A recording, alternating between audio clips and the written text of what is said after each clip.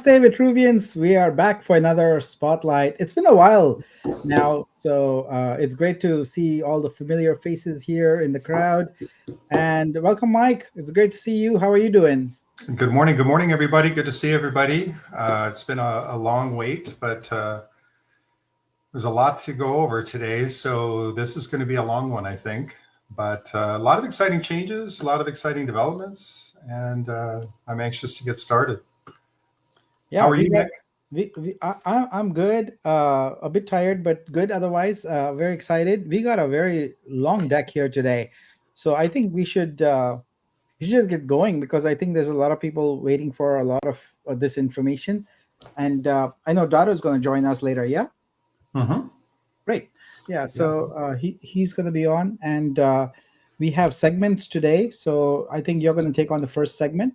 So I'm going to let you edit. I'm going to step away into the background, and I'll come on. Sounds good. At the next segment. Sounds good. Well, good morning, everybody. Great to see everybody. We're going to go over quite a bit of developments, as I mentioned. The first of which is going to be the North Star. So the North Star is typically the blockchain identity and really what our ethos is. And you know, I mentioned on the last spotlight that Vitruveo started as purely blockchain for artists. We expanded that a little bit because we wanted to take advantage of, some other verticals that we wanted to kind of dive into, such as the gaming, and then obviously most recently the B2B segment, to capitalize on tokenization of RWA and all of those things. So let's kind of dive into this here.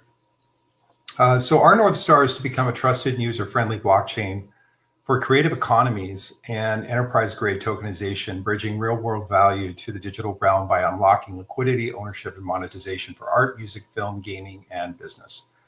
So our mission is to democratize access to ownership and capital by transforming creative and commercial real-world assets into programmable digital assets, fueling new economic models, creator independence, and enterprise efficiency. So all of that is just to sum up that we're really going to be focusing on true utility of tokenized assets. That applies to the creative aspect of things, obviously entertainment, and then as well as business. So the RWA is really, true utility is really what's how crypto is expanding, and true utility is really the call of the hour right now in crypto. We see a massive transformation happening in the crypto space right now. Primarily due to the new administration in the US with a lot of regulations that are coming in. Banking is now coming in. Wall Street is flooding in right now in crypto, and there is a race to tokenization. So we want to capitalize on that and expand our MVPs to really embrace that. So that's kind of the direction that we're going to be going in. So there is a slight shift in the narrative towards, asset tokenization RWA. So B2B RWA monetization and liquidity flows, creator enterprise-driven economies, and Web2, Web3 gaming ecosystems. So traditionally, a lot of us started our crypto journey back in the previous bull market, let's say 2017. Some of us much earlier than that, some of us much later. But that was really the DeFi craze, the NFT craze, and true DeFi degens. And the real utility was something that was really it was a scary place to dive into because of the regulation.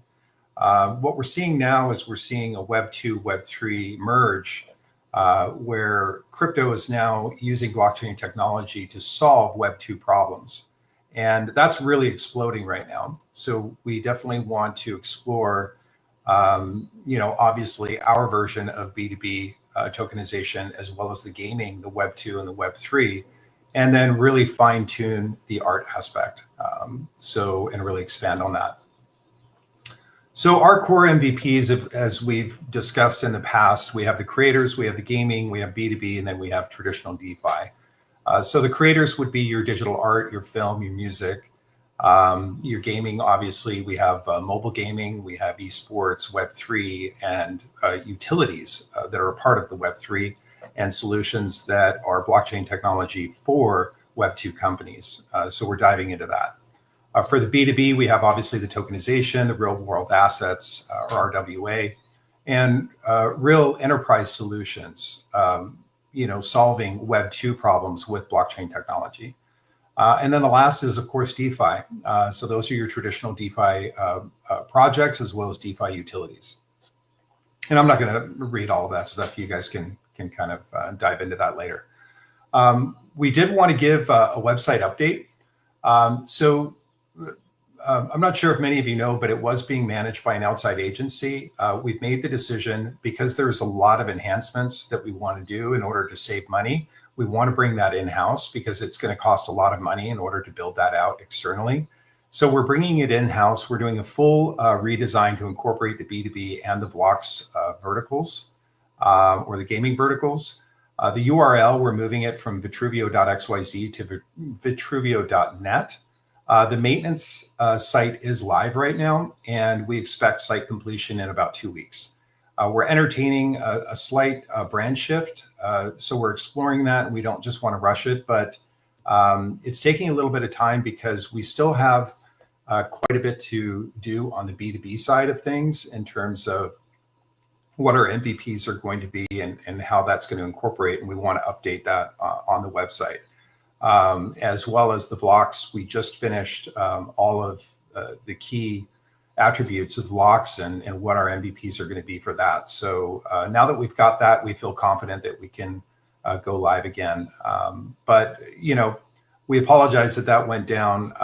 It really was a frustrating situation that we were dealing with. But we decided to build it in-house and get it done. And that's really the direction that we're going to be going in.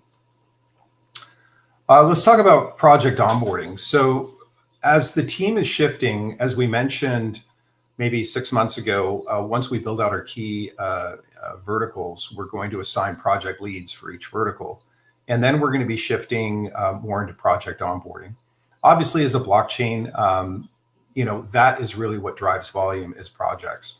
And, the team constantly gets inundated with different ideas and suggestions, recommendations, which we love. The problem is we just don't have a lot of time in order to properly vet those verticals or vet those projects, because it does take a lot of time and a lot of research. There's also a lot of networking that has to be done. And so we made the decision to start a project onboarding team. And we kind of want to give an overview of what this is going to look like. So the project onboarding department serves as the first point of contact and strategic partner for projects integrating into the blockchain ecosystem. This department is responsible for guiding new partners, whether they're dApps, NFT collections, gaming studios, DeFi protocols, or Web2 companies, through seamless and structured onboarding process. So we worked with Dado, and he put together an SOP guide for the project onboarding team, and which really spells out the process of how we're going to bring projects and seek them out and collaborate with them. So obviously the mission is to ensure every project that's entering the ecosystem is aligned, technically supported, strategically positioned, and community ready for long-term success. We're not really interested in projects coming on board that are just looking to market to only our community. We really do want to bring on projects that offer real utility and have a marketing plan in order to expand our community and grow the ecosystem. Otherwise, why are we doing that? We're just recycling, the same money, the same community, and that's not what we're trying to do here. So we feel that a dedicated team has the sole purpose of really taking care of that is the best strategy. So the key responsibilities of this team is the initial assessment and qualification to properly vet them, evaluate their goals, business model, and technical fit. The technical integration support, guide them through SDKs, which we still have to build out, the smart contract development, token standards, the testnet, mainnet onboarding, and API access.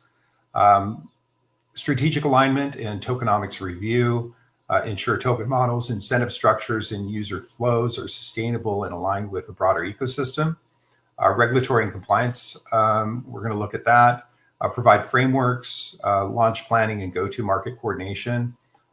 That has a lot to do with their marketing plan, what their roadmap is. You know, are they capitalized? Do they have an existing community? Those are the types of things that we're looking for. So you guys can continue to read this out once we provide the deck. In terms of an action plan for the project onboarding team, it has to be very clearly defined. And so what we've kind of laid out is we have both inbound and organic channels. We have inbound and outbound. So inbound is obviously people that are coming to our ecosystem, to our Discord, reaching out, could even be community members that are looking to start their first project. So we will have a website application portal to build on Vitruveo. So that'll be a dedicated page or an application form with clear benefits for other projects that want to build. We're going to do PR SEO optimization content. So blog posts about use cases, grants, tokenomics models, success stories, ecosystem updates, all of that. Then we have the social media DMs. So we're going to be monitoring Twitter, Discord, and Telegram for early stage projects and DM them and post, kind of engage that way. In terms of the outbound, we have obviously a direct outreach to developers on GitHub. We have Web3 accelerators and incubators, partnerships and launch pads. We're going to engage with Web3 studios, and we're going to scout hackathons. So this is kind of it goes under the umbrella of the project onboarding team. Definitely not going to read this, but these are additional strategies that the team is going to be overseeing. So when you get a chance to download the deck, you can kind of review this. And it's very, very comprehensive. It's not just, oh, here's our contact. There is like I said, an inbound and an outbound responsibility here. And so it's a pretty big role. So we have two members on the team right now. Milky, who's in our community, he's going to be the project onboarding lead. So he's going to be working directly with the council and provide updates. And then we're going to give him the structure and kind of a format and framing in order to kind of pursue that. And Kevin White has graciously volunteered to do business development. So we'll be bringing him in as well on the team. And we're actually going to scale this team. So if you are interested in being a part of it, we would love to expand this team so we can divide and conquer, because the more soldiers we have, more boots on the ground, the more productive we can be, because it is a very, very big task. And a lot of the people that are joining the team right now, until we can be sufficiently capitalized, we want to, be careful about the finances. So we are going to scale these into full-time positions eventually for those that are interested in that. So let's dive into the consensus leadership model. We've done a lot of research on this, guys. We've done a lot of meetings about this, both with the community, with the core team. We've taken a lot of input on how to best structure this. It is not an easy thing to pull off because it is it does require some education. We've talked a little bit about the idea that we've always tried to be a really solid blend of decentralized and centralized. A truly decentralized protocol is something like it's a utility project, similar to Uniswap, where it's a piece of code that's immutable and law contract. It runs itself. That's a purely decentralized project. Bitcoin is another example. There's no smart contracts. It's just a set code, and it's released open source. What's different about a blockchain is that it does require some form of a central team or centralization. You don't want things so centralized, but then again, you can't go purely decentralized. So we've always struggled finding that balance. So we feel that this model really does embrace that. So the Vitruveo Council is going to be made up of 3 members of the core team, 1 community manager, and 3 community representatives. 7 will be on the multi-sig, and 5 will require a pass. So we feel this gives a very good, it offers transparency to the community. It involves the community. We talked about the community representatives doing whenever we do have things to present, any typical changes that require large budgets, treasury expenses, token events, strategic shifts, consensus governance, all of those different things. If anything involves that, then the 3 community members will hold a Discord town hall, present the options, get some feedback, and then bring that feedback to the core team. And then we all vote on it. So we feel like that's a strong way of doing it. In terms of who is on the council today, we obviously have Nick, Dotto, and myself as the core team. Dee Dee will be on the core team as well. We did want to go with Dee Dee and Arco, but the issue that we had was we wanted to make sure that we had a balance of both community. We didn't want to have it too heavy on the core team side because some of the feedback that we got was they really do want things balanced out between the core team and, or let's say, leads. So because Dee Dee is a part of the Vitruveo exchange, and that's a huge part of the ecosystem, and a lot of the decisions we really do discuss with Dee Dee, so we felt like he would be a good option for that. We're going to bring in Tasman as well, Tartan Madman, and Captain Blackbeard. Those are the 3 community representatives that were nominated, and so those are our community representatives at this time. We will be rotating these out. We're probably not going to make any changes until the end of the year, but we will reevaluate. And if there's any opposition to any of the members on the team, the community can definitely present a vote to the town hall, and all of that will be taken in, and we'll do a final vote. So we've got to get started, and Captain Blackbeard is a seasoned vet. He's incredible. If you haven't gotten a chance to know him, really talk with him. He has a really savvy business mind. And Tart Madman's been a loyal OG since day one. He definitely brings, he's not a company man. He'll tell you straight, whether something is good or not. He does look at the pros and cons of different things. And we really need that type of support and also opposition. In terms of Tasman, he has a development background, and he can speak to a lot of the kind of development enhancements that we can make. So that's kind of the direction that we're going in now. So let's dive into, are we going into vlogs right now, Nick? Let me see. I don't think we're going in yet. You want me to go? Okay, all right, I'll dive into it.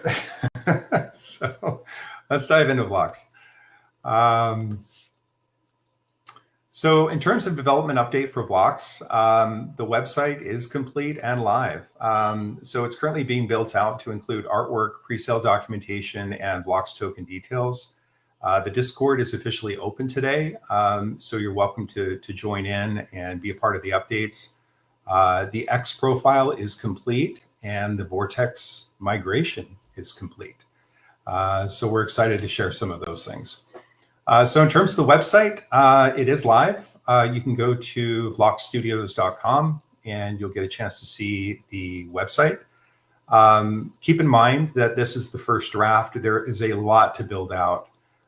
Just to give you guys context on some of the things that are coming, we have to update the website in terms of the Vlox presale. We have to make an addition to the whitelist submission for the airdrops that are going to be coming up. We have to upload the final artwork for AI Wars. We have initial versions, that are complete right now.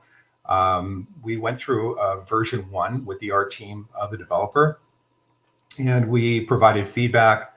And they're going to be they're coming back with the second version, so we'll be able to touch on that a little bit. We're going to talk about the marketplace, so we have to kind of build that out in the website. And obviously go through the initial coin registration, news channel, links to the white paper and GitHub, and then the gaming launch patch feature, which we'll dive into at a later date. But that's something that's going to be coming too. In terms of the Vlox studio goal, obviously we are going to be a gaming studio, but we also want to offer utility to other gaming developers. So we're looking at building out some utilities after we get capitalized from the pre-sale. We can then start building out utilities for other gaming creators, and they can build their game with Vlox. So that's something that we're interested in and exploring. So we're going to be building that model out, and that will be a part of the ecosystem. In terms of the X profile, it's live, so definitely subscribe for updates. Discord is live, so go ahead and join today if you'd like. And let's dive into AI Wars. So AI Wars is progressing nicely. The gaming design document, which is the main document that details every single piece of information on the game. Currently, it's about 120 pages of just all the details of the game. And a 4X strategy game is pretty complex. So we went through the first round of revisions, and now we're on the second round. So it is complete, and we feel confident that it's a very, very strong game that we've put together. The art department is currently developing prototypes for the pre-sale assets. As I mentioned before, we did do a round one. And the way it kind of works is they'll send you a bunch of different ideas, and then you'll come back with, hey, this is too real life, or this is too animated, and you're trying to find the identity of the actual game and who the target market is. So we've had a chance to go back and forth on a few ideas, and I'll share some of the initial design concepts with you today. And the logo development is going to be due next week. I tried to get it done this week. We just couldn't get it done. So the art department is working on that logo. They couldn't get it done by today. So I'm kind of bummed about that. But everything will be updated. The website, as well as the light paper, everything will be kind of updated at that point. In terms of design concept, this is kind of what they came back with on the first version. The AI Wars logo is not the official one. It was a placeholder. Obviously that's more of a fantasy style logo. That's not really what we're trying to go for, but we were trying to go down the route of a real life animated version for the characters. And so that was one of the first versions that they came back with. In terms of initial art concepts, obviously, if you go to the website, you'll see the storyline. The storyline is obviously in the future, and actually, I won't read it. You guys can go check it out. But the overall concept is that the AI was created by scientists in order to solve a lot of the global environmental issues like global warming and pollution and all of these things. But the AI determined that man was the real problem. And so it's going rogue, and it's turning against mankind in order to reduce the population. And so all of this is, we're going to be dealing with mech warriors. We're going to deal with foot soldiers. We're going to be dealing with flying drones and swarms and that sort of thing. So some of the concepts that they came back with pretty cool. So we're excited to share the updates as they come available, and all of these updates will be distributed in AI Wars, or in the AI Wars or Vlox Discord. Let's talk about the Vortex migration. So the Vortex NFTs, if you guys go to Scope right now, your Vortex NFTs have been updated to the Vlox AI Wars NFT. What we decided to do is to convert that. Originally, if you remember, that the Vortex NFTs were to give you some land in the Vortex game. Obviously, we deprecated that concept, and we're switching it more to AI Wars and profit sharing with AI Wars. So we're granting 2.5% rev share pool for all AI Wars in perpetuity. We'll also give you a whitelist Alpha Tier 1 for Vlox token presale. That means that anybody that purchases the token before, you actually get in before the public sale. So that way, you get first dibs on the token. So we will have a whitelist sign up for that if you'd like to participate in that. The rarities of the Vortex NFTs remain. So we have the Epic Ultra Rare and Common. And the rarities increase your pro rata share. So that means if you have an Epic, you would have a pro rata, a larger pro rata share than you would a common.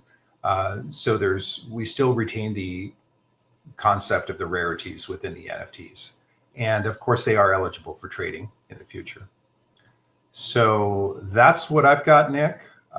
So enjoy the website, guys. Take a look at what we put together. Always interested in your feedback. If there's any mistakes, I apologize. We did put it together, not quickly, but there was a lot of work that has to be done in it. Thank you also to Funkmaster for all the work that you've helped with just behind the scenes. You've been amazing support for the team, so I really want to appreciate that. And of course, the mods, as well as Arco, for all the things that he's been working on behind the scenes. And sometimes it's a thankless role. So in any event, that's what I got, Nick. Thank you, Mike. That was Yep. that was great. Appreciate all the detailed update on everything. I'm going to switch over to my screen and continue. So there we go. All right. So now we're going to do some general updates on lots of different topics before going into some more specific updates. So we're going to start off with our protocol. I'm pleased to report that our rebasing is stable and is ready for you to have projects on here that transact and hit that rebasing goal every single time. So we're good on that. We are working, as announced the last time, on splitting up our AWS services, primarily for separate independent expense management. So we've right now got Vitruveo and Exhibit resources all together. So we are kind of splitting them up. And also, we are gradually doing the complete DNS migration. So Vitruveo.net will become the primary domain. So you'll start seeing services where you have typed Vitruveo.xyz, but they are redirected to Vitruveo.net. So that transition is happening. The email is already done, and more of it coming. So gradually, the XYZ will be deprecated, but it'll still be around. Okay, let's go on to our next topic, which is, I believe, a topic that everyone wants to hear about. So I feel on this one, we can't do justice to it enough just by presenting slides. So we'll look for your questions and answer specific questions toward the end. But here's the lay of the land. Thank you to DD and the Vitruveo Exchange. They have a DEX stood up. I think also thanks goes to Tasman for setting that up. And that's going to be the primary DEX. So what we're going to do is we're going to redirect swap.vitruveo.xyz to vitruveoswap.finance. Redirect is a loose word. What we're going to do is actually put up a sign there that says you can redirect and it's being deprecated. The reason for that is you'll probably still want to extract your liquidity if you have any in there. But we want to start moving everybody to vitruveoswap.finance because that's where we're going to be. That's where everyone's putting in more liquidity, and that's where most of the action is happening. So now here's the exciting thing for Vitro holders. Vitro holders, originally, that token was intended to be a quote-unquote DEX token. Now, a DEX token is a very loose term. There is a liquidity token, and then there could be a governance token. So in the case of the Vitruveo Exchange DEX, the LP token has already been created exactly identical to Uniswap, actually, the supply and everything. And people who provide liquidity are paid out in that. Now, where it gets interesting is that Vitro holders can now, right now, it's already live, can go and stake and earn 5% of that LP fee. But here's the unique part about it. That fee is paid out to you in USDC. Now, compare this to what we had before. which is a 0.3% of the LP fee. So this is by several orders of magnitude a huge improvement for Vitro holders, because you're going to get 5% of the fee. You don't need to do anything special. You just need to stake. If you go to Vitruveo swap.finance and click on staking, you can stake there and start earning fees right away. You can unstake and stake as you wish. Now, a lot of you had staked your Vitro with the intention of actually swapping it out for one of our prior campaigns, and then we subsequently announced that we are going to consider that a stake. So those are staked, and we have to get them back into your wallets. So this will happen in the course of the next month, sooner rather than later, and that way you'll have your Vitro back and you'll be able to stake it. Now, again, once it's in your wallet, you can do whatever you want with it, and there will be additional staking programs also in the longer term. But currently, all the core requirements in terms of being able to earn income by having that token staked are already met and live by the DEX. Also, the DEX is looking really good. We have charts and things like that, so really excited about that. All right. So the next topic here is perks. So we've been sitting on quite a few decisions related to perks for a while, and I'm happy to say that we're made up some of those decisions, and some of them are going on to be reviewed by the council. So first and foremost, the booster perks. So there's 1.9 million Vitru there. So we're going to go ahead and airdrop them pro rata in the month of August. There's a lot of these airdrops, etc. Now that the decisions are made, we can start executing on them. But again, we are resource constrained, so we have to give ourselves a little bit of time to do that. But we intend to finish it up in August. Now, we certainly hope that the owners, the holders who will get these, will be responsible and either stake them or hold them, and really not create an additional risk to the community by dumping those coins. So please stake them. That would be the best thing you could do with them.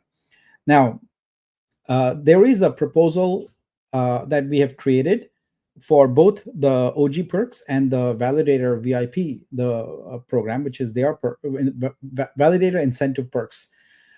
So that represents a total of almost a little over 10 million Vitru. We obviously can't, as Mike has expressed in prior spotlights, we can't just let them loose. We have to be responsible.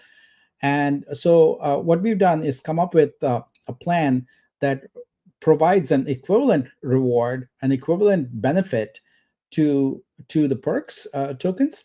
And the way that works is the main projects, the vertical projects, will contribute equity or tokens, as the case might be, in exchange for those coins. But the coins do not go to the verticals. They instead go back to the treasury. So think of this as the vertical saying, okay, we are going to give to the community in order to claim back to the treasury. So this represents the list here. So that's 2.5% of exhibit equity, 2.5% of LOX tokens, or it's to be decided precisely what that is. About 1 to 2% of B2B revenue based on performance, because that the early days that might not be so high, and as we progress, we'll have more. A percentage of marketplace revenue for monthly Vitru grants. So we're gonna, as our marketplace, as a third-party marketplace grows, we're gonna give them a monthly grant, and they're gonna give a rev share. And what this means is instead of just having one asset, Vitru, you are now going to have a basket of assets, essentially. And as those appreciate in value, you as a holder, whether it's an OG or a validator, are going to benefit from them. So it's more distributed, more like, I don't know, like an index fund or something like that, if you can think about that. So this is not a done deal. It's a proposal at this stage. And one of the first acts of the council will be to review it and finalize this. The coins that go back to this treasury, very importantly, are going to be applied to staking rewards, because as more people stake, those rewards become due. Um, Also, we want to raise capital in the future, and we need coins for that. So we'll apply to that. And as we onboard more projects, we want to have grants. So we want to be able to give out grants, and we are running very low on coins. So we need to be able to do all those. So with these coins, what we can do is really make have a multiplying effect for you. Instead of just having a coin in your wallet, you're going to have multiple assets and multiple ways in which you can grow them out. So that's the current proposal. And the community, I see a question about the community voting, etc. So this is where we are really getting into the governance that Mike just talked about. So the council is going to take this on, and then if we need feedback, the community members will do a town hall and things like that. So that's it for perks. And now let's go on to the one thing that's been sitting on the books for a little bit here. Make sure it's taken care of. We had a campaign to increase staking and get a lot of Vitru out of circulation, and everybody rose to the occasion. And I'm pleased to report now that the analysis of all that staking has been completed. And the reason this has taken so long is because that analysis required basically a lot of code to be written and a lot of analysis to be done, because when we announced the campaign, we had no idea that the contract did not support extracting that data easily. So we had to go back and analyze the event logs and parse that data and come up with a report. And we've done that now. So all that data is now available in a spreadsheet at the QR code and the link that's there. Please review it. You have until August 10th to review it. If there's any errors, please open a ticket and report. And any corrections that are to be made will be made by that date. And then the week of August 11th, we'll start doing the airdrop of the Savo there. It's going to be in batches because there's quite a few of them, and we don't want to make mistakes there. So you're going to start seeing that. You're going to start seeing your Savo airdrop happen. So again, month of August, we're going to finish up all the fulfillment. But please review the sheet and look at the data. Now, that also has one other column in there you'll notice, and that is for verse.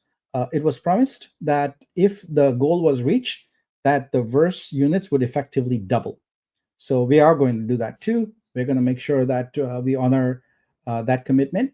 And again, please check the numbers, check the pro rata share, and ensure that it's accurate. And if it's inaccurate, do open a ticket. So very happy to report on that. It was a journey to get the data. It wasn't easy to extract, but finally got it done. All right, let's see. What are we doing next? Next, I want to talk about my transition. But first, a sip of chai. Today represents 2 years since I stepped in a similar forum on YouTube and presented the idea of really leading this blockchain and taking it into a direction that people had not anticipated. It's been a good 2 years. A lot has happened, and we have come together. And I'm very, very, very grateful for the opportunity to serve. I know that not everything has gone perfectly, but in the big scheme of things, a lot of the goals we set have been achieved. There's a solid foundation at this point to grow on, and we have a really good team. We have a good community. We have a good team, and some great people helping out in a lot of ways. And I'm very proud of the work I've done, and I can say this with full candor. I might not have done things right or wrong sometimes, but I can tell you that I put 100% into it. I left nothing there. So I put every moment of the past 2 years into helping this blockchain thrive and helping this community thrive. So again, I'm very grateful for the opportunity to serve. I'm committed to working with the council moving forward, but I am officially now stepping down as Vitruveo CEO. So this is kind of the transition to the sort of decentralized consensus governance model now, and I'm happy to do that. The month of August is a transition period where we'll tie up all the loose ends. As you've already seen, reported on, a lot of work being done behind the scenes on splitting up Amazon assets, etc. And Mike Dado and I have been working behind the scenes on things like permissions, email accounts, all the logistics that goes into stuff. So I hope that by the end of August, it will be truly fully decentralized. And my new roles. So I'm going to work on the VGC core. I'm going to focus like crazy on exhibit, even more than I have been. So just going to double down on that. And you're going to see more live streams like this, but that are exhibit focused. I'll talk about that in a bit. And also, I've been working so closely with Garfield and the team there, and I'm pleased to take on the role of a CTO there and help build some of that technology. So that's kind of what I'm focused on. But I'm not going anywhere. I'm working with the team here, but we are expanding and growing, and I'm proud and excited to begin this next chapter with Chai. So thank you all for your support. I really appreciate it. Thank you all also for your criticisms. It makes me a better person, and I'm an imperfect person, but try to do the best I can. All right, let's see. For the next topic, it's B2B, and for that, let's welcome our good friend Dado on here. Dado, are you ready to go? Hi. Hey, everyone. how's it going? Yes, good. I think today it works also with the microphone right away. Hi, I can probably steer for you, Dado, but I'm gonna go remove myself from the screen. Okay. That's good. Yeah, no problem. So hi everyone. I hope you still have some space left for even more content and even more news. The first topic I would like to present you today is B2B. Of course, I'm not going to reiterate now on the project onboarding because that was already perfectly presented by Mike. And there you will find details about how the onboarding will happen. But I would like to tell you once again what our core focus is with the B2B vertical. So you will see always a distinction between on-chain projects and corporate projects. So basically, the aim with B2B, besides creating tremendous revenue and tremendous revenue share, is really to show the world, based on our strategy, based on our North Star, what our capabilities are as a blockchain. So be that with RWA, but in business capabilities per se.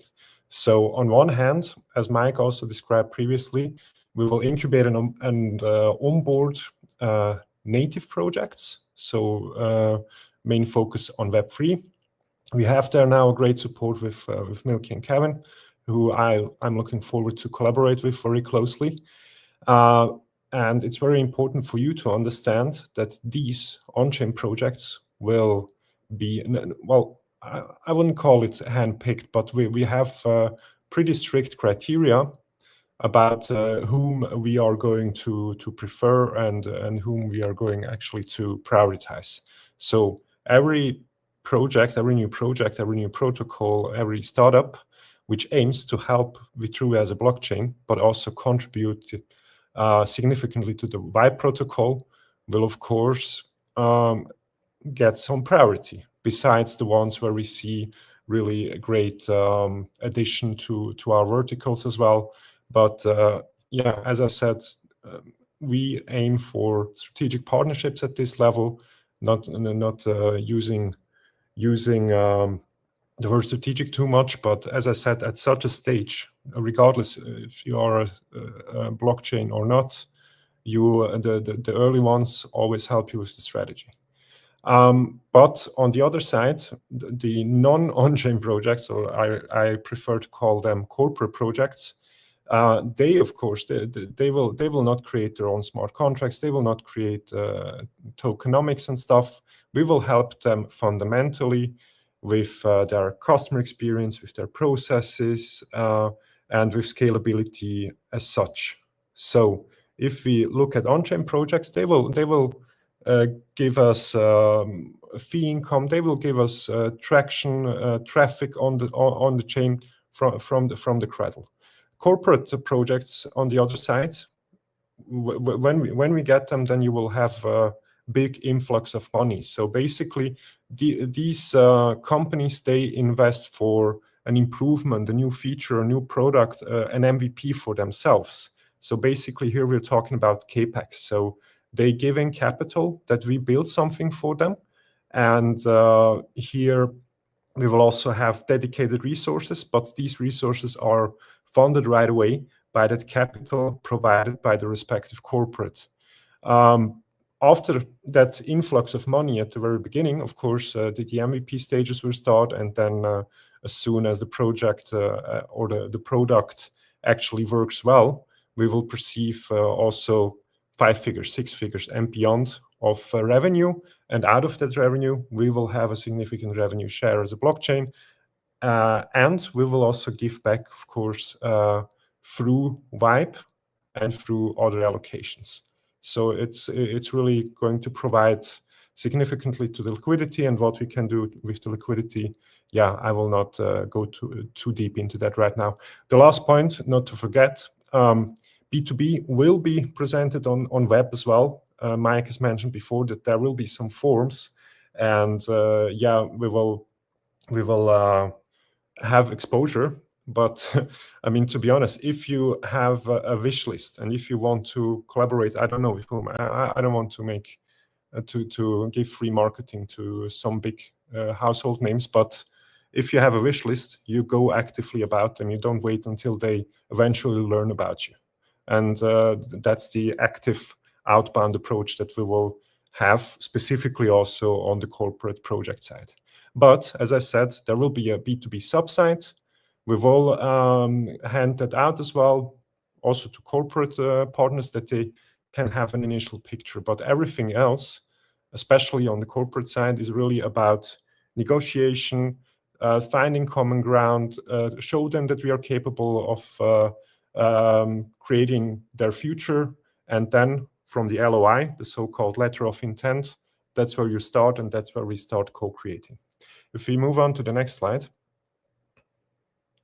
then the operating model, you've seen it previously on Mike's slide, that on-chain we have very specific guardrails. So how did Mike phrase it? It was, the more boots on the ground we have, the better. But I really wish that the boots that we have on the ground, that we pull on the same rope and that we pull also in the same direction. So whoever wants to step up and help us with project onboarding, I'm more than happy to welcome everyone. But then you will have your checklist. You can really go and make a tick in the box for each item. And when you have bottom line a great project, then let's go for it. Off-chain, it's going to be rather a budget-based approach. So basically, we create a tailored solution. And of course, when a corporate comes in and they tell us, listen, we need this and that, and then we tell them, no problem, 500,000 or 250,000, and we can do it. And when they open the wallet, then yeah, we will have to allocate the resources. The distinction is really in the process and also in the collaboration between the head of project onboarding and the business development with myself and the council, that we think, or at least that's now the hypothesis, we will have a bulk of projects in the backlog. We will have a bulk of projects that apply and that have to go through the process. So we will not spend the same amount of time, of course, with 20 startups which actually fulfill criteria, have great tokenomics and so on, and then we see, okay, they are free to go. On the other side, with the corporates, there will be more decision making to be performed, because they might give us 500,000, but maybe such a project requires 100, 200 mandates, which we just cannot cover. And here it's really about that we walk the talk as a business. Yeah, the revenue sharing, as I mentioned before, we will on the on-chain side, as I mentioned before, we will have fee income, we will have percentages directly into Vibe, etc. And on the off-chain, it's really going to be how successful is the business, and the fiat money that we divide between each other. We will also take care of that the right amount goes back into the pools, not only the OG perks that you've seen, but also at least 2% into the Vibe protocol of the profit, of course. And the corporate leads, resource allocation, LOI, as I mentioned before, will always be reviewed with the council. So it's not a solo trip of myself or somebody else. We will always have common sense on such deals. Then the last slide about B2B. Here we will have an efficient process. So basically, we will have a strong pipeline of on-chain projects, and Milky and other people will make sure that this is constantly filled and that we get exposure to more and more developer communities. And off-chain, we also have clear short-term goals. So it's not just about dreaming that I find a unicorn somewhere and they give us $1 million, but we have some short-term leads. It's not that I will now tell you, yeah, I'm working in the background or behind the scenes, or all the stupid phrases that you hear in some blockchain protocols, or no, crypto protocols, sorry. Here it's really, we have 2 specific companies, and I am very close with them to actually sign an agreement. Before we do that, we will now have the council in place, as you have learned. In the next council meeting that we all attend, I will bring them up. We will decide if it's a yay or a nay, and then I can go ahead and negotiate about LOI with them, and that eventually I'm hoping to get some 6 figures. So I've written here 150 to 200K this year yet, so that we can allocate it to resources. On one hand, building for these corporates, but this will also help us with the run rate of the blockchain per se, of course. This is about short-term focus and priorities. That was it, actually, about B2B. If you have any questions, then yeah, let's take them at the end. Thank you, Dado, and I really appreciate that update. I also appreciate the conversations we've been having about how to bring a B2B flavor to Exhibit and your contacts there. I look forward to moving forward and engaging on that front. So thank you very much. All right, so let's continue. I'm going to have you come back up here as we talk about some of the third-party products. Now I'm going to move on to talk a little bit about Exhibit. So let's see. Here we go. Boom. All right. So let's give you an update on what's happening with Exhibit. Here we go. Wait, why is this moving? There we go. All right. So I'm surprised that we have gone through an almost, an hour of a spotlight, and I haven't seen sneakers in the comments. So I bring it first up. So here we go. We are glad to finally have a resolution on this. But first, a little bit of history. This was intended to be the sort of confluence, if you will, or the intersection of art and technology, and really a bonus for everyone who invested in the boosters. And we're very grateful, because that got us going and got us our first capital to sort of build a foundation for this blockchain. So I'm very excited to report that we have a new fulfillment program to address that outstanding deliverable that we have. So what we're going to do is, we've seen in the past couple of weeks how successful it has been to give Exhibit store credits. And so what we're going to do is replace sneakers with any merchandise, with any artwork of your choice from the Exhibit store. So we're going to hand out $50 store credits for each eligible pair of sneakers you have. And I see in the spreadsheet that some of you have 50 and so on. So you're going to get a lot of credits. They may be used to purchase any artwork on any merchandise. Now, we currently have only 3 products in the store, but we are expanding, and I'm going to talk about that in a bit. So as you get these, you will have a variety of products that you'll be able to choose from and get it. Who knows? They might be sneakers also, but I can't commit to that. I still believe that our partnership with Diverge Sneakers will see the light of day. It's just been an issue of capital. It's purely that. It's not of will. It's not of design. It's not of integration. It's not about partnership. It's only about capital. But now we get a way to move forward on sneakers without having sort of the legacy burden that we've created, the legacy, so we can fulfill that and then continue to move forward at our own pace without having to worry about timing. So let's see how this is going to work. Okay, there's going to be a new page in scope by the end of August. Again, August, month of fulfillment. All of these things will start seeing the light of day. We're going to add funds there for claiming in $2,500 increments. All right, we are still not fully funded. So as we get liquidity grants from Sabong, as we get sales on print on demand, our cash flow goes up, and so we're going to push that into sneaker fulfillment. So you're going to see funds for claiming there. It's first come, first served. You basically will be able to go there, and the page knows about you and your wallet rather, and knows how many credits you're owed, so you can claim.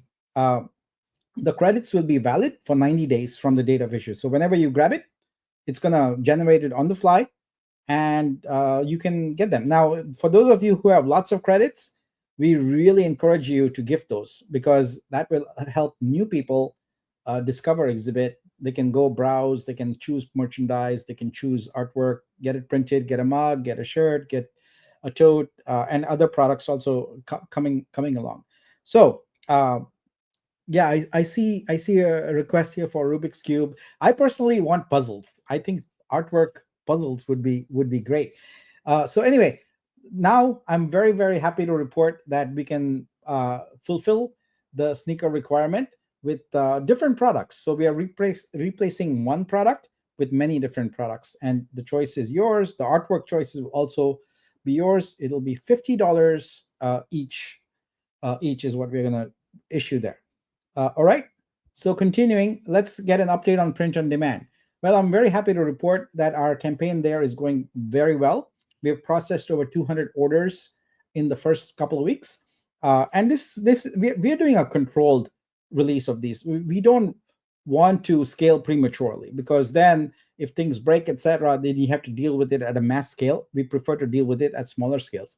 For example, we are finding out some very interesting things about how certain countries have, for certain products, customs requirements and KYC requirements from whoever's receiving it. We're also seeing interesting variations in shipping prices. I think Venezuela is the most at this point. We've seen $60 shipping for a $4 or $10 coffee mug, etc.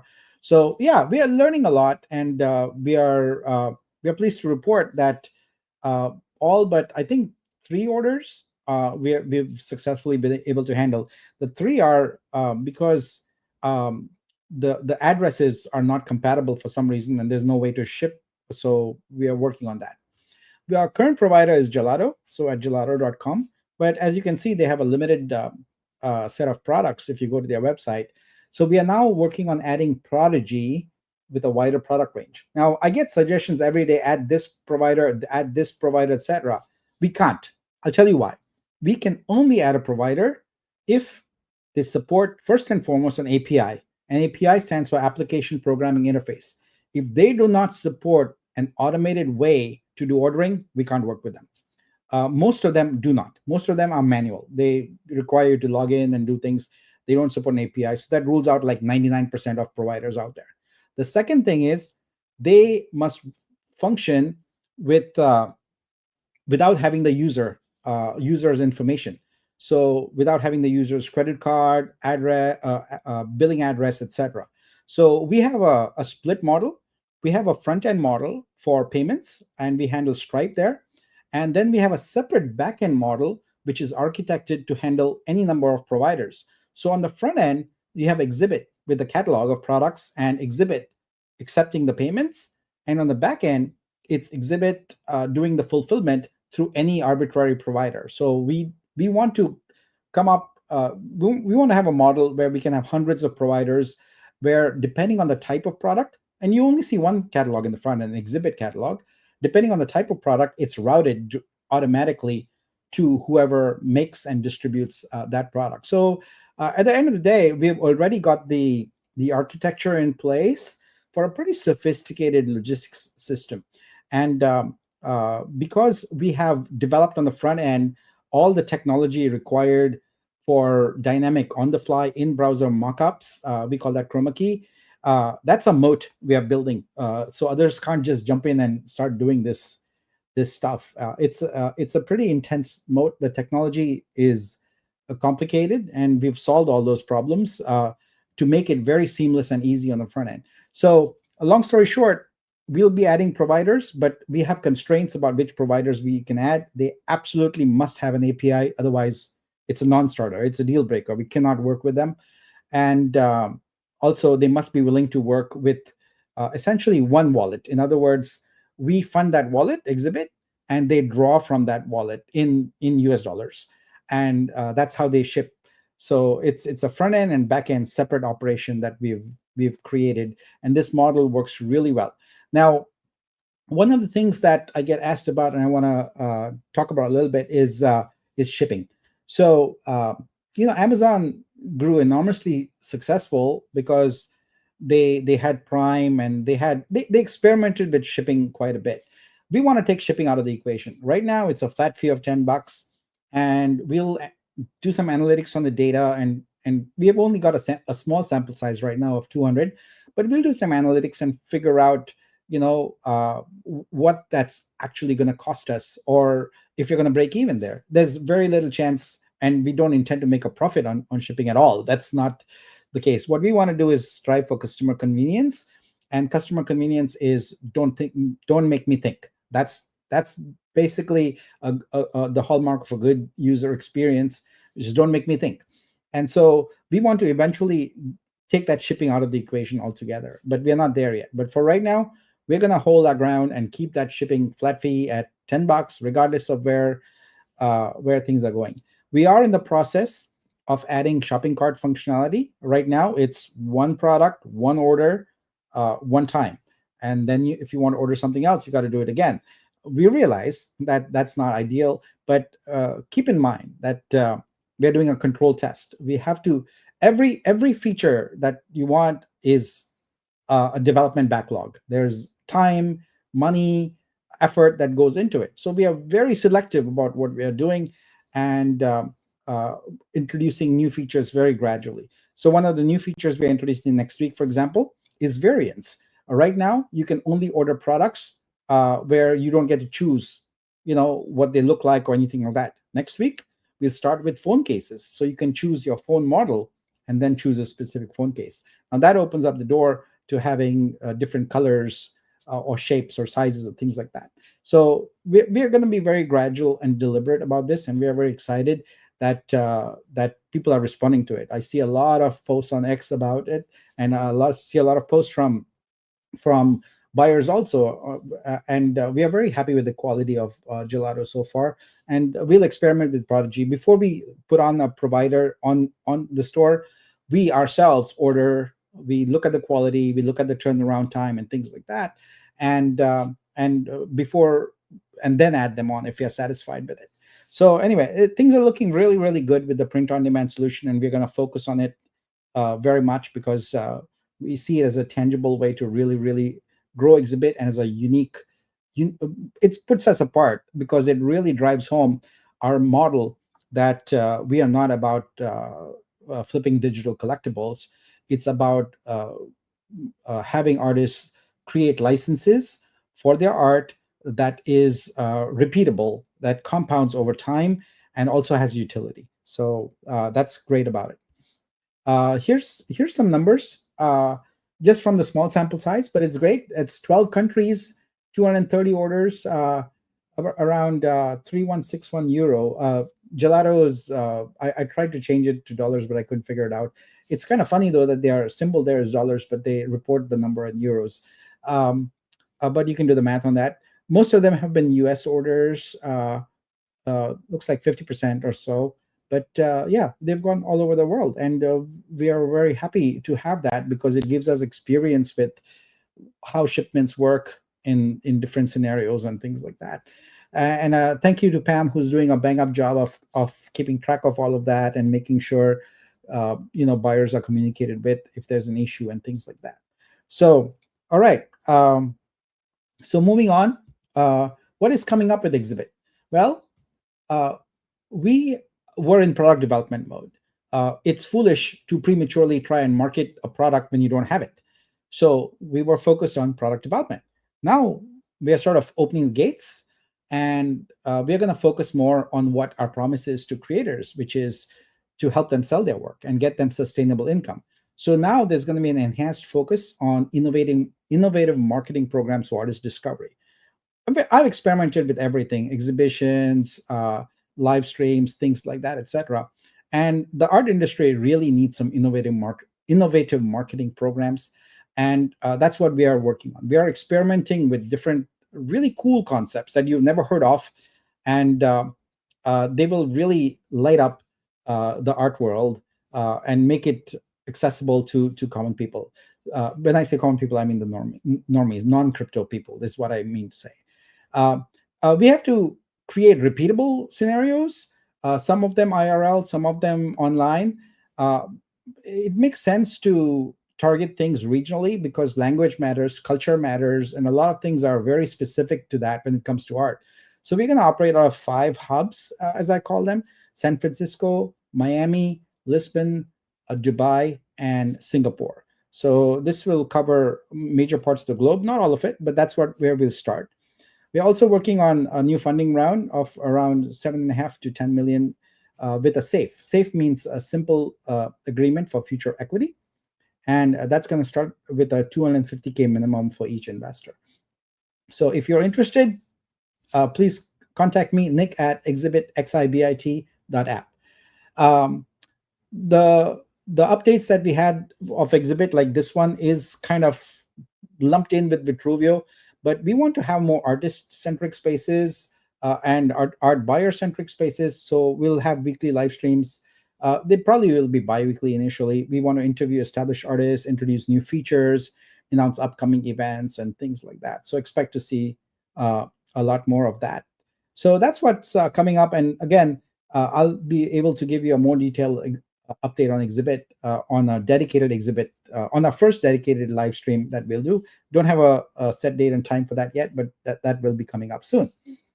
All right, that takes us to Vlogs. So let me remove this. Vlogs is already done, so we can skip that. Give me 1 second. I need to go on to the next topic here, and that is FlixFund. Okay, let's talk about that. All right. So we announced FlixFund earlier this year, and Verse, the token that goes with it. And we are very excited to work with some folks in Hollywood. None of that has changed. What has changed is our ability to be successful by juggling so many balls at once. So we made a conscious decision that, you know what, let's serialize this. Let's take care of things one at a time, which is why you can see Mike's intense focus on blocks. You can see my intense focus on Exhibit. And we can see how with Dado on the team now, we are getting in front of the B2B sort of market here and expanding Vitruveo there. We just can't do everything all at once. We have to serialize it. And so with FlixFund and Verse, here's what we are doing. So the first thing is we recognize that in order for it to succeed, we need an industry veteran kind of to lead it.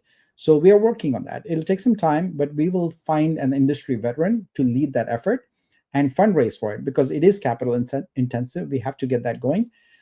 So we are setting ourselves a target of the first quarter of 2026. So by then, we should have identified someone to lead and help fundraise for that. Now, with Verse, there's no reason for us to wait on activating Verse. We can position Verse for those projects that require more dynamic revenue sharing and pools and things like that. So if you think of Vibe right now, which is our rev share token for the community, it has a fixed supply and it has a fixed model. But as more and more, as we've encountered projects and talked to folks, it seems that people need more dynamic abilities within that. They need pools, they need variation in the models and how revenue is dealt out to people, and most importantly, they wanted the supply to be changing, for it to be deflationary, where you can burn your tokens, claim your revenue, and therefore reduce the supply. So the pathway we are going forward is to leave Vibe untouched, make it fixed supply. Well, it is fixed supply, but go that way. But we're going to start. You can start seeing Verse be more prominent when a project needs a deflationary supply, especially with a pooling feature. So we're going to start employing that and make it really easy for any project to come along and choose if they want to have just a fixed Vibe rev share, or if they want to have a more dynamic, a more fluid kind of model with Verse. So that's what I have with FlixFan and Verse. Now let's talk a little bit about third-party projects. So as I mentioned earlier, I'm taking on the role of CTO at Sabong. So I'll go ahead and talk about that project, and then I'll have Dado come on board here to talk about another cool project. So with Sabong Studios, it's great because Earn has hit 100 days, and the incoming revenue has been $1.8 million. So that's pretty cool. It's great traction for a project in its first 100 days to have those kind of sales. Today, we launched a new program where those holders of Earn who commit to holding for longer are eligible for free ownership share units. So that has gone swimmingly well. And I think in the first hour, there were quite a few takers on that, and it seems to be increasing. Now, earlier, I talked about the 20 million Savo airdrop. When you get yours, hold on to it because you're going to be able to use it. There is a premium hatchling offer imminent. So this is from the Sabong Evolution game that's coming up, and it is only redeemable with Savo. You cannot use any other currency, no USDC, no USDT, nothing. Savo is the only token you can use to get into this cool premium hatchling feature. They are very special hatchlings with very special features. We are really excited to be releasing them. They're very limited, and you need to have Savo to be able to get them.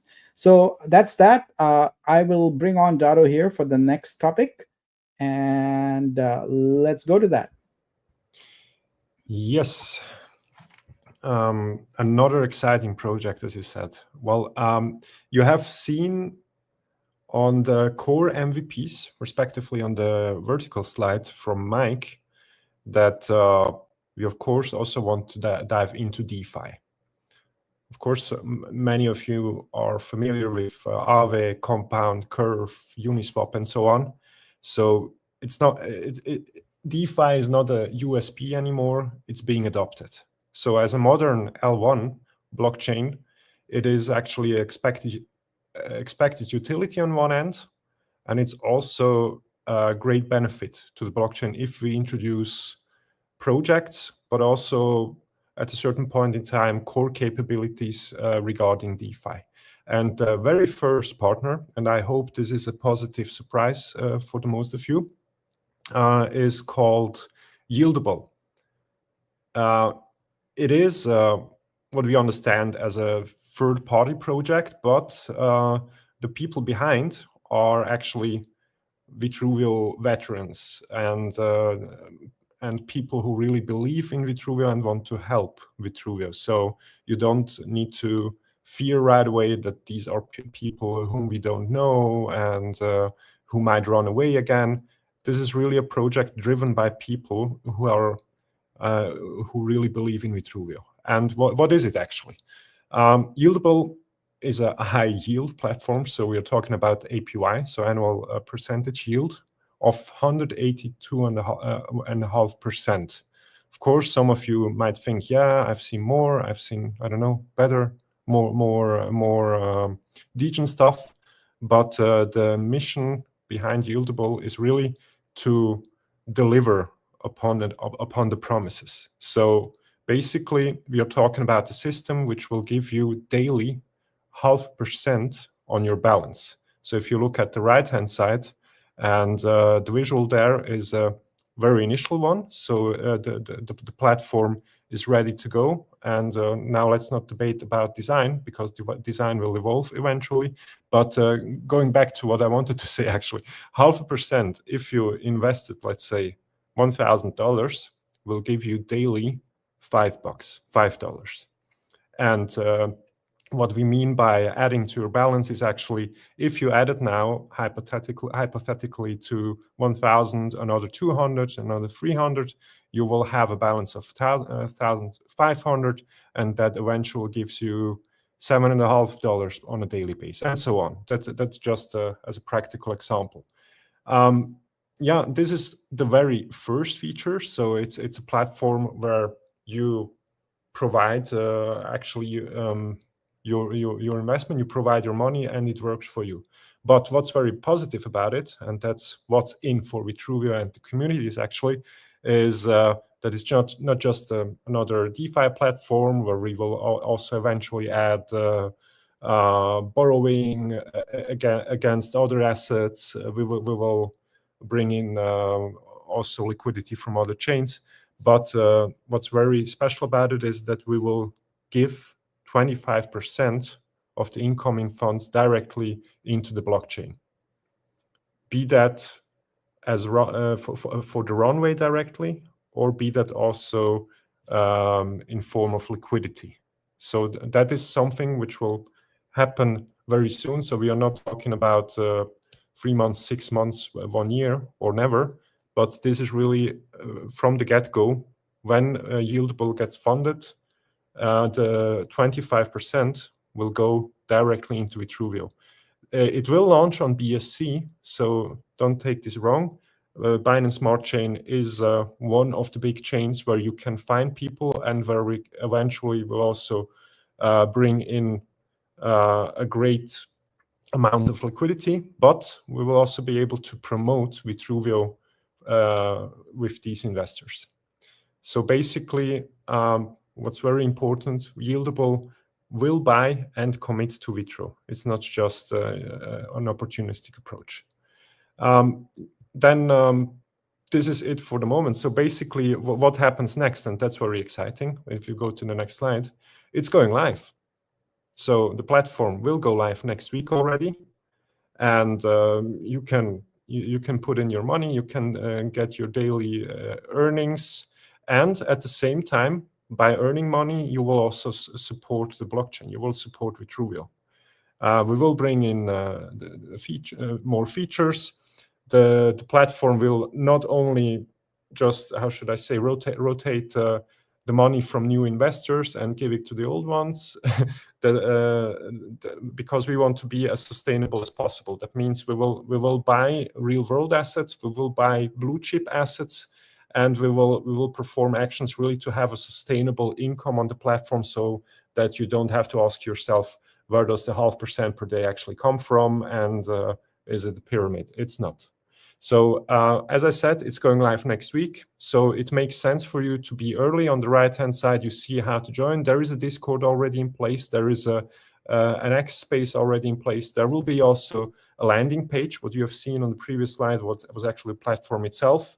But there will also be a landing page with information material on the platform itself. You will also learn about how the platform actually works. You will have a Q&A there.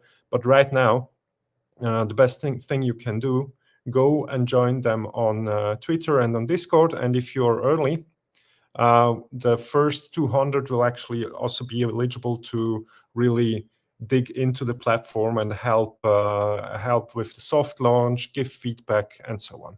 So please join Yieldable and help us support Vitruveo with DeFi. Thanks, Dado. And with that, I believe we are at our end of our subject matter and can take on questions. So Mike, come on and let's answer some questions.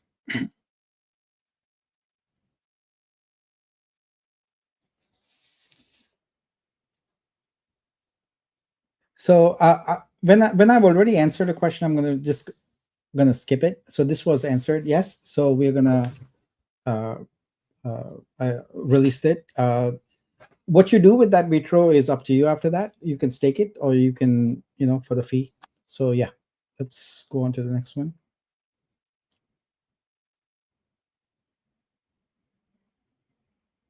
Mike, you're not audible, so Sorry about that. there we go. So I just wanted to touch on the Vitruveo, the differences between the former staking and why we move things over to the exchange. Obviously, all of the volume right now is happening on the Vitruveo exchange. So we're going to kind of consolidate all the volume. And there was no charting features on our native DEX. So we're moving that over to the Vitruveo exchange. And previously, as Nick stated before, the Vitru stakers were getting 0.05% of 0.3% of the fees. So to get 5% in USDC is, like 100x compared to what we were getting before in Vitru. So it is a massive increase in terms of income for Vitro holders. And I expect that we're going to see some pretty strong price action on Vitro because of that incentive. So we're definitely excited about that. The other thing is that Vitro only has, I think, 60 million in terms of circulating supply, which is extremely low. So, and the supply is dwindling. So I just wanted to touch on that to reinforce that, Nick. Yeah, that's great. Coming up next, the Blocks link goes to the Discord. I double checked that, and it's okay.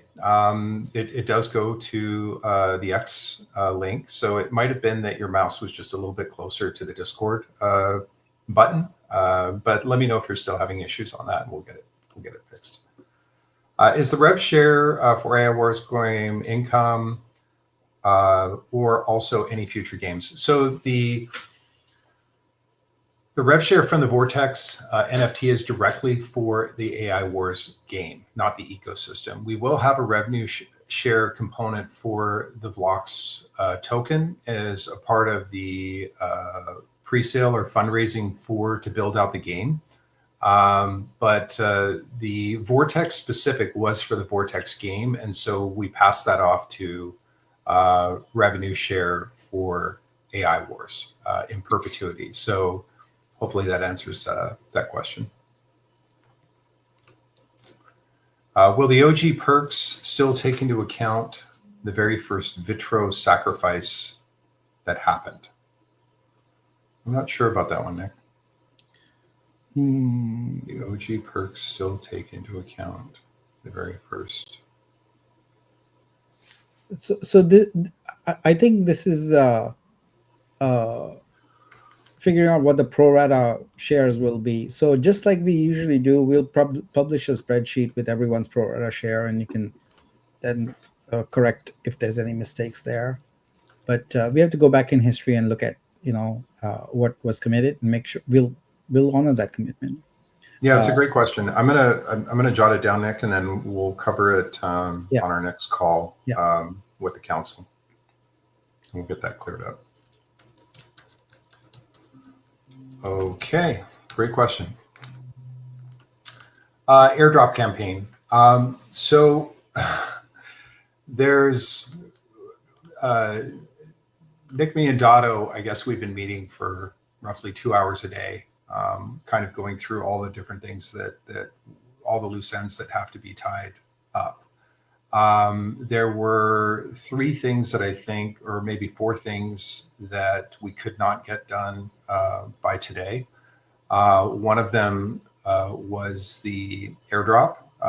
We still have to kind of close that chapter, which we'll work on. The orbit, I know that there's a question about that. We'll get that cleared up, but it's the Vortex is going to be rev share, where the orbit will most likely be tokens.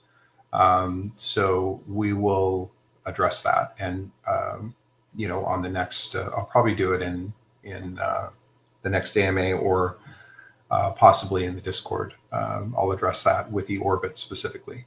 Airdrop, we will deal with that on the council, have a decision on that. And then there was another one about the rebase claim in scope. That takes a little bit of development time. So we didn't have time to do that this week, but it is on the list, and we'll make sure that happens. Thank you. It's worth noting that we are moving to the consensus leadership model, etc., and we're getting more folks in. But in terms of technology resources and development resources, we are still a little bit constrained. Still, I'm doing a lot of that and would love to get some help on that and start delegating some of it to other folks also. Yeah. There's the Orbit NFT question. And can we have a business incubator team go through ideas and productive, profitable business verticals, enabling the core team to help community members make an ideal reality of business Dragon Ball? Yeah, so that's really where the project onboarding team is going to work in partnership with the B2B vertical as well, and the consensus team. There will be that is going to be somewhat of an incubator team, and I already received, I think, 4 or 5 different messages on community members that do want to be a part of the project onboarding team. So thank you for that. That you guys have no idea how important the project onboarding team is going to be for the success of our chain. The more projects that we have on chain, the more volume, the more gas fees, the validators win, the price wins, everything comes together with volume. So as many of you that would like to take, because if you go back into the deck and you look at the actual inbound and outbound, that's a lot of legwork. And these aren't full-time positions. So we definitely do need some additional support, where if one dedicated person can tackle just one particular item and have just that as a focus, it will really, really help, guys. And I think all of us coming together to contribute will make a huge impact. So thank you for that. Can you give an update on the creation of the rebase? Yep, we just talked about that. Thank you, iFly. Can we combine coupon codes to order higher price artwork? Yeah, we are using Stripe for our checkout, and they currently don't support stacking.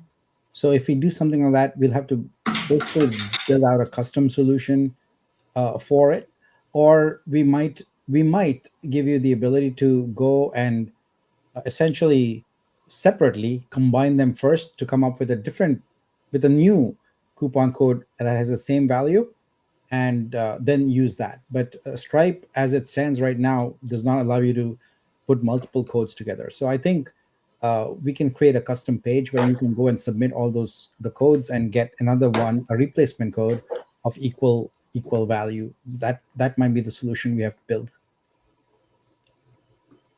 Very good. Mystique, great to see you, Mystique. Can a template be made to allow the artwork to be seen on either the left or the right side instead of the center like it is now? Is that something maybe in development? Yeah, it's not in development, but we were waiting to introduce the ability to have variants. So we can do that now. And you can select a mug and you can select front view, side view, left side view, or right side view. And we will make that available. But we first have to release the variant feature, which is in QA right now, into production, which will be next week. And so this will be one of the features we're going to put on there. Yes. Because, yeah, you do want to have a coffee mug where you're looking at the artwork head on, or you want to look at it, right-handed, left-handed, etc. So, yes, it's a good suggestion, and we will be implementing it. I would say it's probably going to be the week after next, or a little longer than that, because we do have to test out variants first and make sure it all works before we can release that feature. Yeah. When are we able to unstake Vitro staked for verse 180 days? We had a few questions about that, Nick. I didn't know if you covered that. We already, I can go back to that slide. It's basically going to be in the month of August. I just have to look at what specific date for that was. It's by the end of August. So all the currently staked Vitro will be pushed back to your wallets. So you can go and then stake it on the DEX or sell it as you wish. We'll try to get it done sooner, guys. There's just I've got that on my list, Nick. So we'll Yeah, cover that. we can strive to get it done sooner. You have to realize that everything here, these things that are very specific, need to basically to iterate through all the stakes, and then write code to do the next step there. So if it was all a UI or something already there, that would be so easy. But everything requires code to be written. Yeah. Which takes longer. Yeah. Is the revenue share for AORs going to be shared when owning blocks? The answer is no. That's owning, the rev share is tied to the Vortex NFTs. So for those that purchase those, that's where the rev share comes in. And it does not include future games. However, in the Vlox pre-sale that we're going to do and the fundraising, we will have an option for rev share for the studio, which will have global rev share on all games in production. But also keep in mind that we are contributing to Vive as well. So there's going to be a portion there. We just have to be careful with the revenue. But hopefully that answers that question.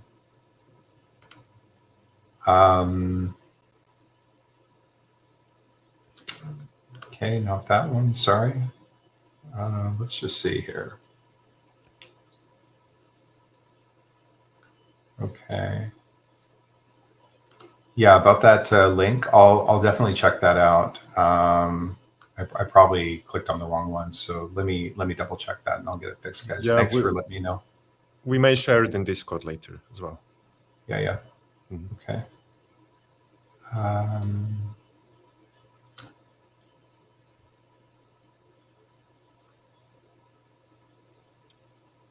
Is that the same question, Nick? Nick, is the Vitru we staked on the decks? Yeah, that's the... Well, more accurately, it's the Vitru you stake, but not on the DEX in using the staking contract. Yeah. No, that is not what you're getting back. That you're going to get back according to the schedule, whether you staked it for 2 years, 3 years, or whatever, and that you'll get back with your reward. So that's ongoing, no problem there. You can stake today, and for whatever period you want. So we are talking about Vitro, not Vitru. Yeah. And we addressed that on the rebase the rebase claim button will be integrated into Scope shortly. We just have to. I can add some color to that. There's been 4 or 5 rebases, right? Everything for us is about prioritization. What should I work on next? And I try to find the things that impact the most people. This currently has a smaller impact than some of the other things. And so it's not that it's no impact, it has an impact, but it's a lower priority because we are not having regular rebases yet. So it will rise to the top. But I think some of the other things that we talked about today, like, releasing the Vitro stakes, getting that 20.5 million drop done, etc., those are slightly higher priority. And so once those are done, I can focus my attention on this scope feature. Yeah. Okay. Mystique asks, will other gaming people be able to add their games into Vlox? Yes. So this is a 2-part solution that we're going to be offering. We don't want to just offer our games as a studio. We do want to create an ecosystem that offers utility and having multiple verticals within Vlox. The first is obviously going to be our native games. The second will be a marketplace that we're going to be building out where we can tokenize other gaming companies, both Web 2 and Web 3. So maybe they don't have the money to build their own marketplace. We can offer that as a service and kind of like a Shopify type model where we can they can add their assets and tie them into the game, and then we'll collect a fee for doing that. And then the other thing that we're considering is eventually, once we, obviously as Nick, claimed, with all development, things are always done in milestones. But a future milestone will be a gaming launchpad, that will incorporate AI that, you can basically launch your own Web3 or Web2 game. using AI and launch it on the platform and really market it. And so that, I'd love to embrace mobile as well as Web3. So really becoming a full service gaming studio where we do game development for us as well as gaming development for other people. So that would be more of a B2B solution or B2C solution, B2B. Okay. Let's see. Someone stated that the QR code for Yieldable Discord is not working. Can the link to Discord be shared? So maybe. Yeah, Didi shared it in the general channel, so we can go there and grab it. Okay, great. I think that's good. Yeah, the Orbit update. Yeah, you did miss it. It's we're going to work out a Vox token allocation for the Orbit NFTs, and then that will satisfy that requirement. Whereas the Vortex is tied to RevShare, but you'll get in at the Alpha Tier 1 on the pre-sale, so you'll get in before the public, which is great. Aris asks, hey Aris, Nick, can you remove the digital price $250 to $350 when a shopper comes to see the print on demand prices? Yeah, it's on the list. It's on the list. Okay, great.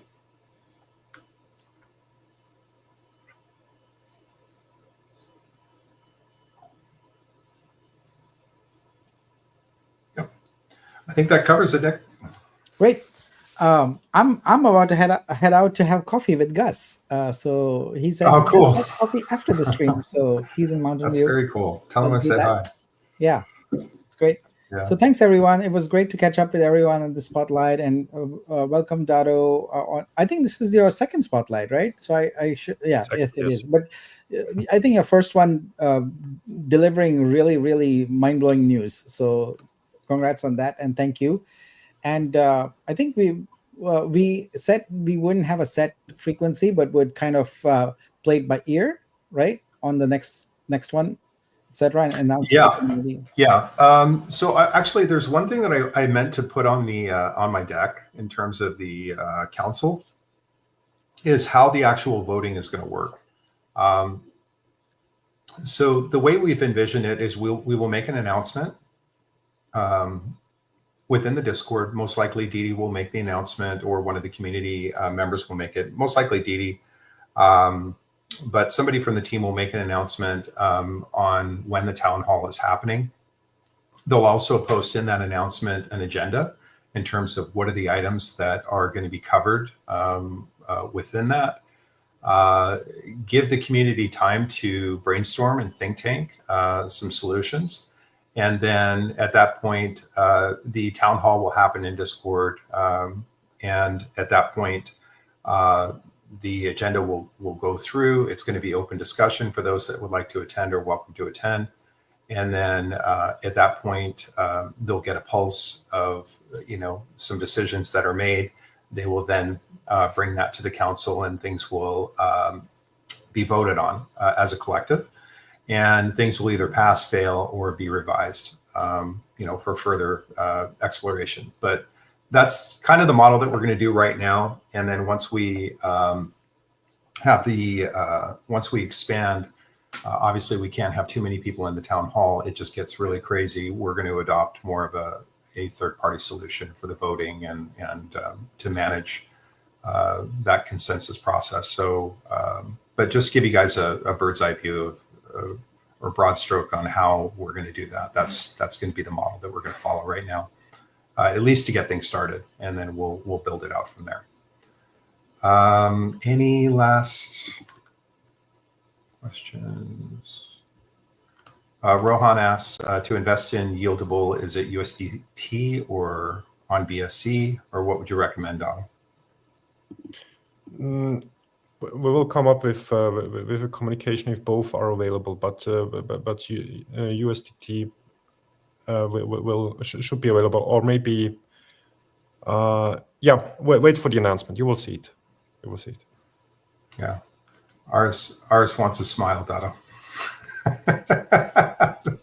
Yeah, I mean, I'm from Switzerland. That's how we smile. Didn't you know? Yeah. Yeah, but thanks for reminding me. Yes, we have to spam. Will there be a project onboarding hackathon? I know you guys are being selective, but I know I didn't hear that info. Yeah, it's in the fine print. If you look at, if you go back to the deck, we'll make the deck live as Biz requested. Nick, if you could take care of that. Already did, and I posted the link also. So Excellent, thank you.